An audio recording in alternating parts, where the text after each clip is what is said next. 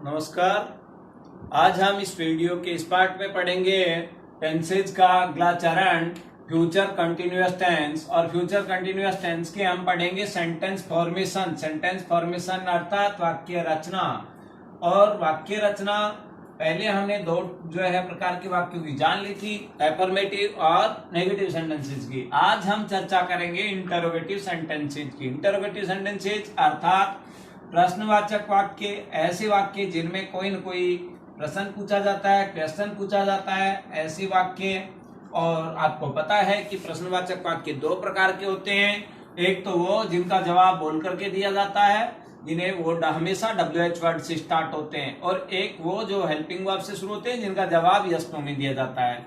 तो हमारे पास अगर हमारा WH वर्ड से स्टार्ट क्वेश्चन है, सबसे पहले WH वर्ड आएगा जिसका जवाब बोलकर देना है, और उसके बाद होगी हेल्पिंग वर्ब। हेल्पिंग वर्ब इस टेंस में होती है विल शैल प्लस बी।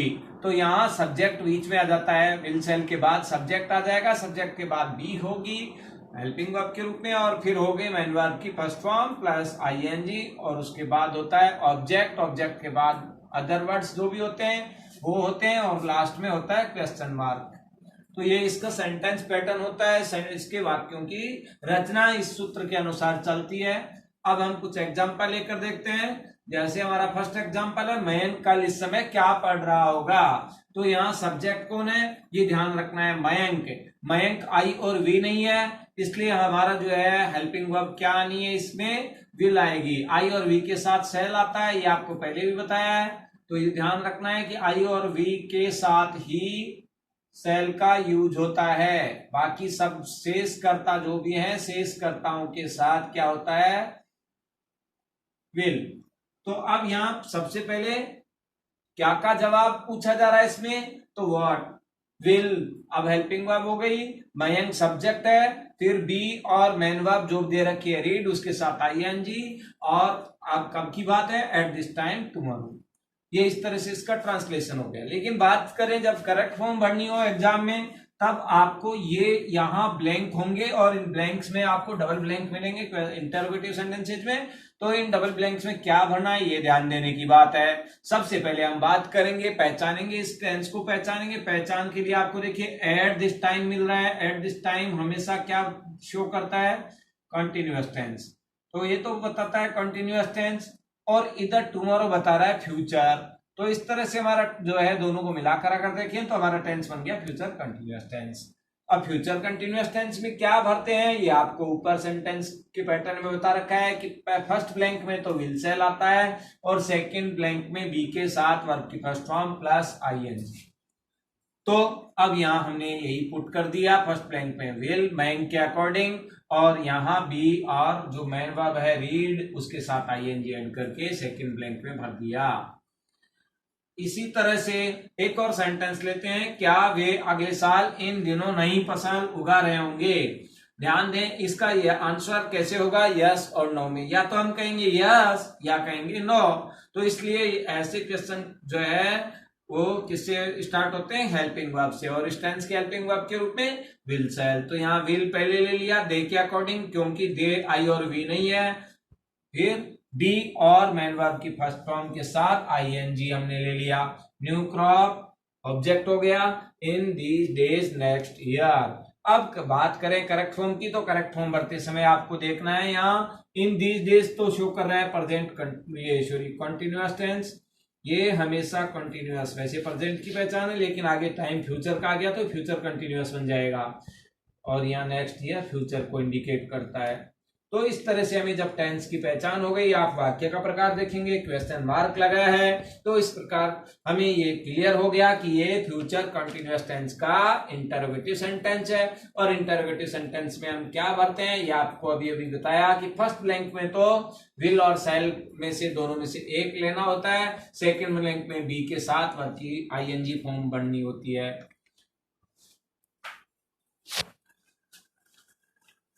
अब इसके जो है चौथे प्रकार के जो वाक्य हैं, fourth kind of sentences, interrogative negative sentences, उनका हम एक बार स्ट्रक्चर देखेंगे, उनकी वाक्य रचना कैसे होगी वो समझेंगे। चौथे प्रकार के वाक्य इसके जो है फोर्थ काइंड है वो है इंटरोगेटिव नेगेटिव सेंटेंसेस। और इंटरोगेटिव नेगेटिव सेंटेंसेस कौन से वाक्य होते हैं, ये आपको पता है, पिछले टेंसेस में भी हम सीख चुके हैं। ऐसे वाक्य जिनमें निषेधता भी होती है, मना भी किया जाता है और प्रश्न भी पूछा जाता है, तो ऐसे वाक्यों को कहते हैं नकारात्मक प्रश्नवाचक वाक्य।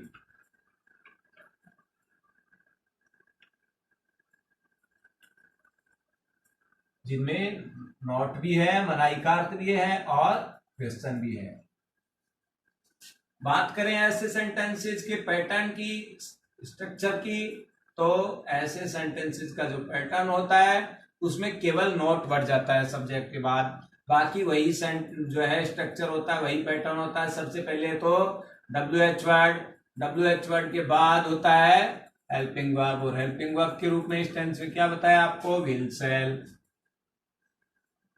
फिर होगा नॉट, ये सॉरी एक बार सब्जेक्ट लेंगे, विल सेल के बाद क्या लाएंगे सब्जेक्ट, और सब्जेक्ट के तुरंत बाद क्या लाना है नॉट। फिर होगी बी प्लस मेन वर्ब की first form plus ING plus object plus other words, object के बाद अदर वर्ड्स और लास्ट में क्वेश्चन मार्क। देखें एग्जांपल्स के द्वारा,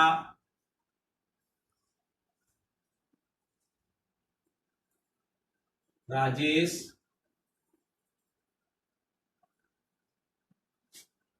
अगले साल इन दिनों हमारे साथ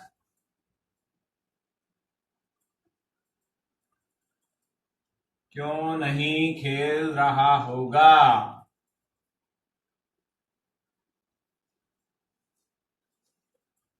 तो अभी यहाँ रीजन जानना चाहते हैं, क्यों नहीं, यहाँ देखिए क्यों नहीं, तो रीजन जानने के लिए बाय। अब यहाँ सब्जेक्ट कौन है, राजेश, राजेश के अकॉर्डिंग क्या आएगा विल, वाई विल राजेश। अब सेंटेंस कैसा है, इंटरोगेटिव नेगेटिव, इसलिए नेगेटिव होने के कारण क्या आ जाएगा not, why will Rajesh not be. अब काम क्या कर रहा होगा या नहीं कर रहा होगा, खेलने का, तो खेलने को प्ले, प्ले के साथ ING ऐड कर देंगे, प्लेइंग। बात कब की है, in these days next year, अगले साल इन दिनों की। ये हमारा ट्रांसलेशन हुआ।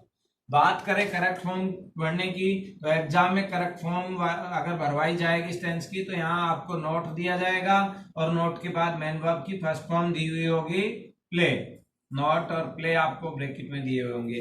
अब आपको सबसे पहले तो करेक्ट फॉर्म भरते समय पहचान करनी है टेंस की, और पहचान के शब्द यहाँ दिखाई दे रहे हैं दीज डेज नेक्स्ट ईयर, तो इससे आपको पता चल रहा है नेक्स्ट ईयर तो फ्यूचर को इंडिकेट करता है और ये कंटिन्यूअस को।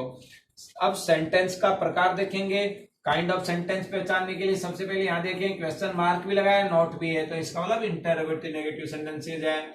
और इंटरोगेटिव नेगेटिव सेंटेंसेज में क्या फिल करना है करेक्ट फॉर्म भरते समय, आप सबसे पहले बताया आपको कि ऐसे सेंटेंसेज में जो भी इंटरोगेटिव होते हैं या इंटरोगेटिव नेगेटिव होते हैं उनमें डबल ब्लैंक होते हैं। तो फर्स्ट ब्लैंक में तो क्या पुट करना है, ऊपर देखें स्ट्रक्चर में, फर्स्ट ब्लैंक में आपको फिल करना है विल और सेल दोनों में से एक, अकॉर्डिंग सब्जेक्ट बताया वो आई और वी के साथ तो सेल, बाकी सबके साथ विल। और सेकंड ब्लैंक जो है उसमें क्या फिल करोगे, नॉट बी और वर्ब की ING फॉर्म। तो अब यहाँ आइए सेंटेंस पर, सबसे पहले तो यहाँ सब्जेक्ट राजेश है, आई और वी नहीं है इसलिए विल हो गया, और सेकंड ब्लैंक में जो है नॉट बी और जो मेन वर्ब गिवन है प्ले उसके साथ ING, तो ये हमने फिल कर दिया। एक और एग्जांपल इसी तरह से हम समझते हैं, ये हम ले लेते हैं जिसका आंसर यस नो में होगा। तो क्या हम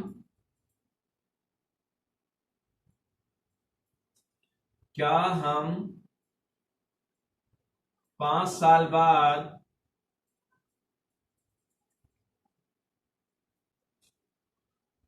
इस समय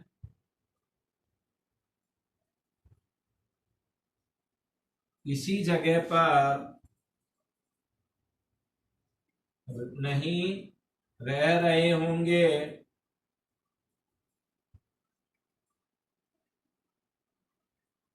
थोड़ा सेंटेंस मैंने बढ़ा लिया है लेकिन समझना है, जरूरी है, कोई दिक्कत नहीं है। सबसे पहले हम इसमें क्या लेंगे, कहां से यस नो में आंसर है, हेल्पिंग वर्ब सबसे पहले आएगी, और हेल्पिंग वर्ब क्या है, यहाँ सब्जेक्ट कौन है, हम के लिए वी, तो वी के साथ शैल, शैल वी, अब नेगेटिव है तो नॉट, फिर बी, और मेन वर्ब क्या है, लिव, तो लिव के साथ ING, shall we not be living here at this time after 5 years,